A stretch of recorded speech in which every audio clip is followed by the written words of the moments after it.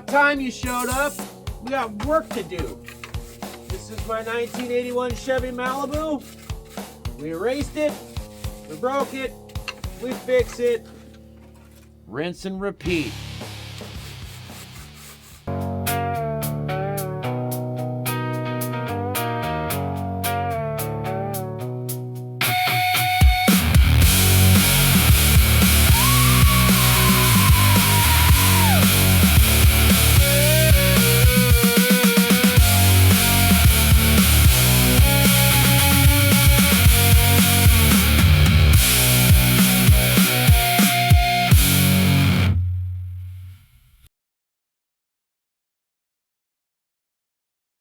Yeah, Sleepy Bear Machine Fabrication Shop.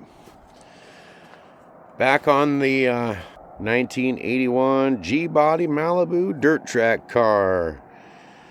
Got the car done on race day, so my testing tune was time trials.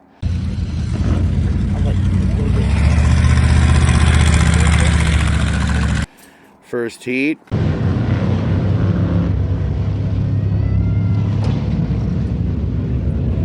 Found out in the time trials immediately that valve cover gaskets are bad.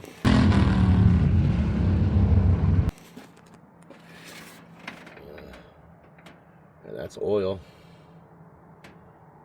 all around it. So we gotta change them out.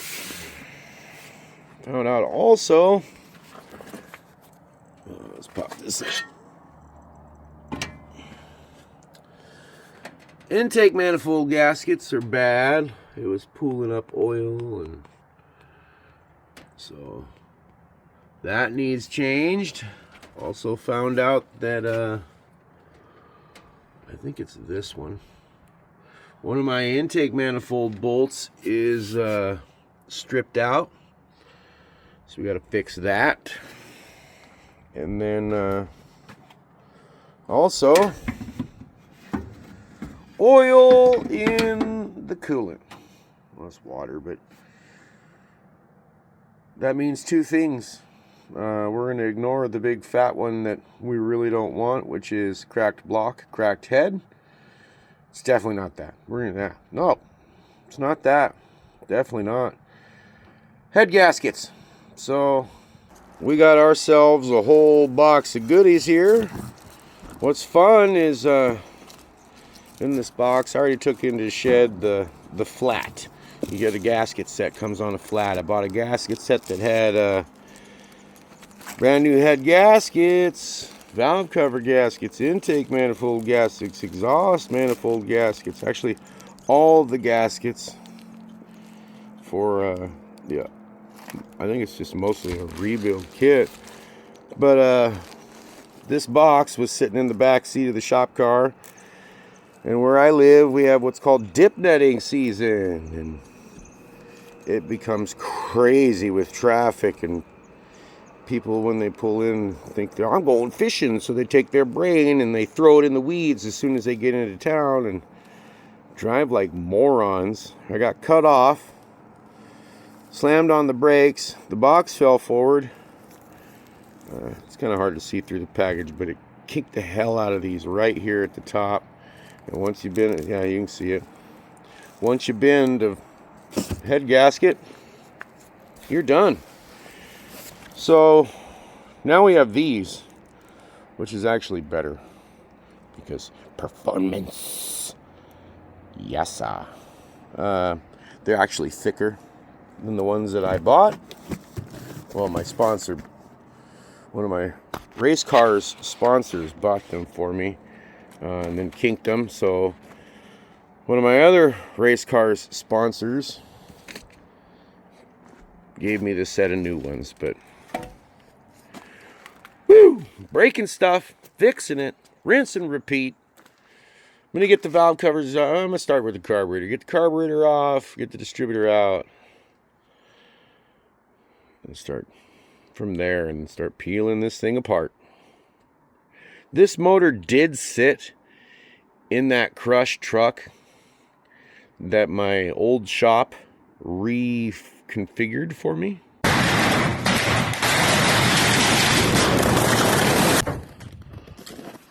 And it was silly of me to expect this thing to plop in here and just be like, yep, we're running. So, I mean, she did the best she could with considering the circumstances. Far out. Let's spin some wrenches.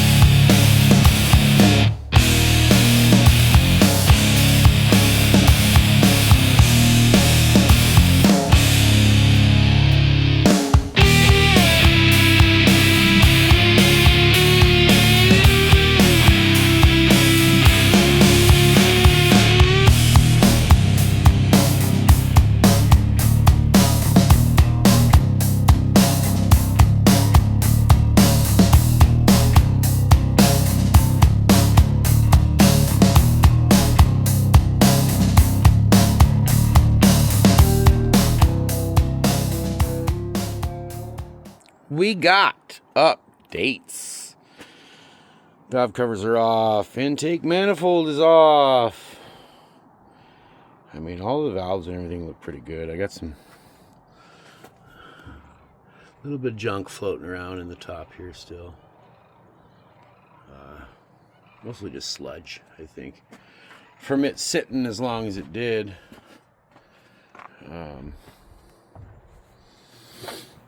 I definitely need to put some block off plates in here. I was having a problem with it getting hot. I figured that was part of the head gasket issue. Come to find out, I popped it open and there was absolutely no thermostat in that. So I got a 180 degree thermostat I picked up. Gonna swap that out when we put it back together. About halfway through. We got to take the rocker assembly apart, peel out the push rods. I'm going to leave the lifters. Then you pull out head bolts. It's there, and oh yeah, there, and then all the way across the front, both sides. Got to pop the exhaust apart, pull spark plugs, and then yep, out this comes.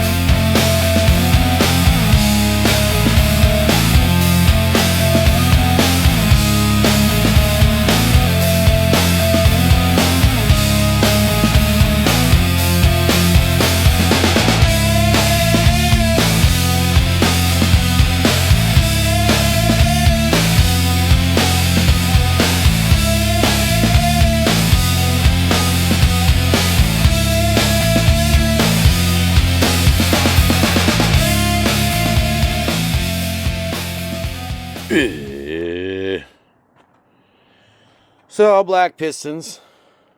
I knew that was going to be a thing. When it was in the van, before we put it in the S10, it ran rich as crazy. It ran crazy rich. When I pulled it out of the van, put it in the S10, I swapped over to the other intake and everything else that was on it. And then a buddy came over, tuned up the carb, and timed it. So, like, it was running amazing. It was in the van. I never put a timing light on it. I got the marks pretty close to where my buddy Lou had the timing at. We had drew a mark, but black pistons, I knew that was going to be a thing. I was told this was a brand new crate motor, but I'm looking it up and it says it's a 69 4-bolt 350 from a C10. So maybe this one was rebuilt and then put it in. Maybe that's what he meant by new engine. But I could have swore he said crate motor. But I mean, other than that, it's clean. And it ran amazing. Guys, when you're pulling this stuff apart, keep track. Passenger, driver, front, rear. Keep track of which valve went where, especially your push rods. You know, you want this thing to go back together the way it came apart. You don't necessarily have to do it for intake manifold bolts. The only reason why I did, see here's thermostat, distributor, was because this one is my stripped bolt. So when I go over to the head, that one's sitting there, one's sitting there. This is the bent rad out of the shop car. I can fix the threads on that. What we're going to do is drop a Helicoil in it. I know. Don't start yelling at me, I know. But it'll work. I'm going to grab the and start cleaning. Throw a couple rags in the bottom so I'm not getting junk inside the block. I'll plug them off, blow it out, and then let's get her cleaned up real good, and then start reassembly. We're halfway through, but the hard part is about to begin.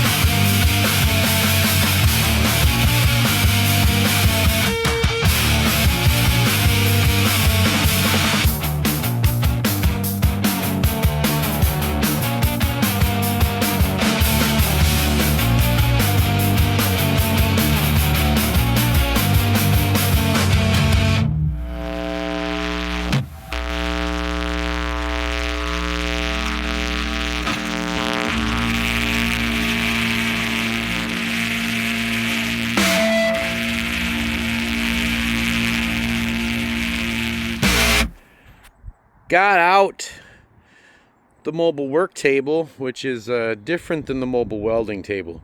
You can tell because has a top on this one. Got the head cleaned up for the driver's side. Let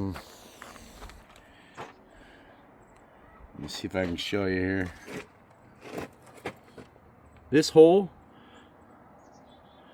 no threads. So that's one I'm gonna have to drill out, but a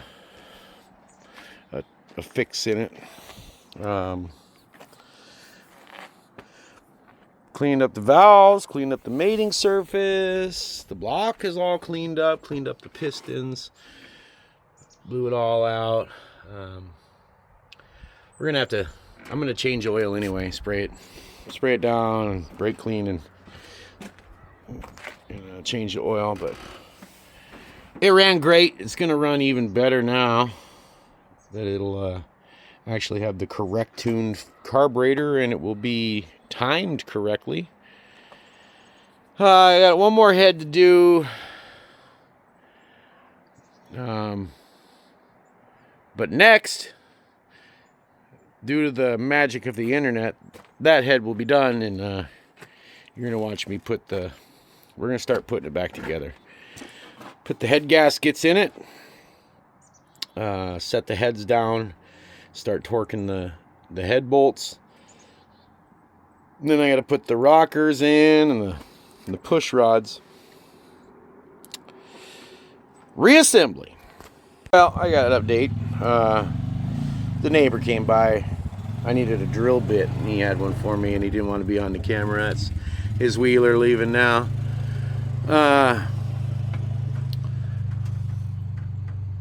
Got the Helicoil installed in that one, so got the head gasket on it. Went ahead and plopped the head on. So getting her together. I'm gonna get the heads on, torque them down, and then I'm gonna switch gears. I need to run a different power wire from my switch and my master power to my distributor, because I was going through toggle switches, blowing toggle switches out. My gauge of wire is too small, so I'm gonna reroute a new power, then put the intake on, and we'll button this thing up.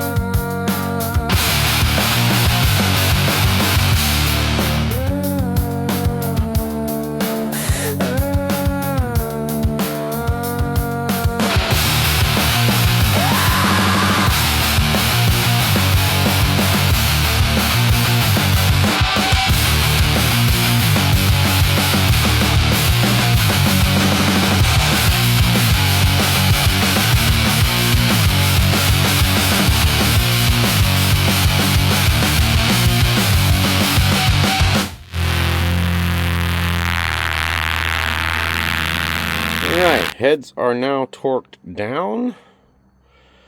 I'm going to start reassembly of the valve train. It's getting late. As we get closer to the end of summer here in Alaska, it does start getting darker. It's 10 o'clock, or well, quarter after 10. But it's a beautiful sunset tonight. I'm not sure exactly what time the sun sets, but I gotta keep going, because we're racing tomorrow. Hopefully the next video will be a full racing video, and I'll get more than 6 laps in the car. So I brought them out. They're all lined up. These kind of got jumbled a little bit. Not as important with the rocker arms as it is with the push rods. Here we go.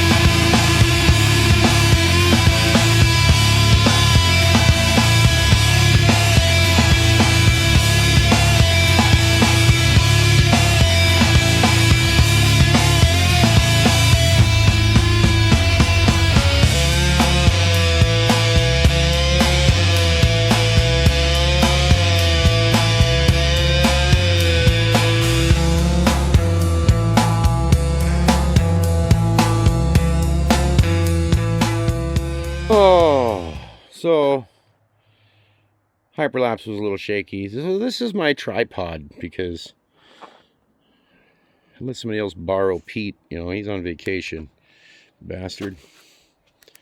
But yeah, got the valve timing all dialed in. I did that off camera. This thing's my phone's dying. I'm getting ready to go plug it in for a minute, but I've lost daylight. That's what we got, you know. So let there be light. Got the intake on. I put in some block off plates. Valves are all tightened up. Getting ready to do some valve covers. Then run a wire for my distributor. Then I'm going to heat wrap my fuel line. Put the alternator in. Tighten the power steering pump down. She's going together. We are burning the midnight oil. Like, literally, because, yeah, it's midnight right now. 12:02. Good times, great oldies.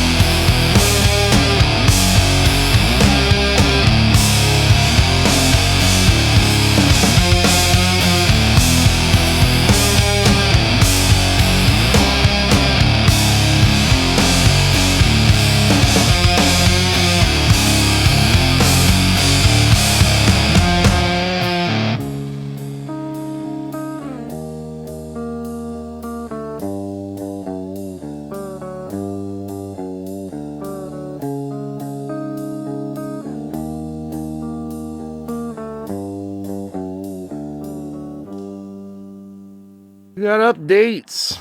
Phone died. So I just kept going. I've been fighting the battery of this thing all night. But yeah, it's 6 a.m. The sun is coming back up already. But I got her. Exhaust manifolds are all tied in. Alternators tightened down. Power steering pump. Carburetor. Insulated the fuel line, because that's part of what we were trying to solve here too. Put a heat insulator in the carburetor. Did that Helicoil. New head gaskets. The wires ran. I got to do the inside. All that's left on the motor is top dead center it, put the distributor in, hook up the spark plugs, and we can fire it. I'm going to take a quick nap, and today's race day, so we're going to get after it. I'll see you guys, well, it'll be a couple hours. All right, back on it. Don't have like I said, I don't have a tripod, so this is really dang difficult trying to make sure I'm filming for this. Distributor's in, firing order's hooked up. Poured juice in the carb and got her to roll a little bit, but now the battery's dead. So, all right, so I'm gonna leave it on a little bit of a cliffhanger for you, since I've been fighting the fake Pete and fighting the battery all night. She's done. Toggle switch is done. It's done. I'm getting ready to load it up, take it to the track, and next week's video will either be another race it, break it, fix it, rinse and repeat, or a full race video. But you guys got to tune in next week. Like and subscribe. Follow for all your automotive entertainment right here at Sleepy Bear Machine Fabrication Shop. And hey, if you don't get it right the first time, lower your expectations. Thanks for watching, guys.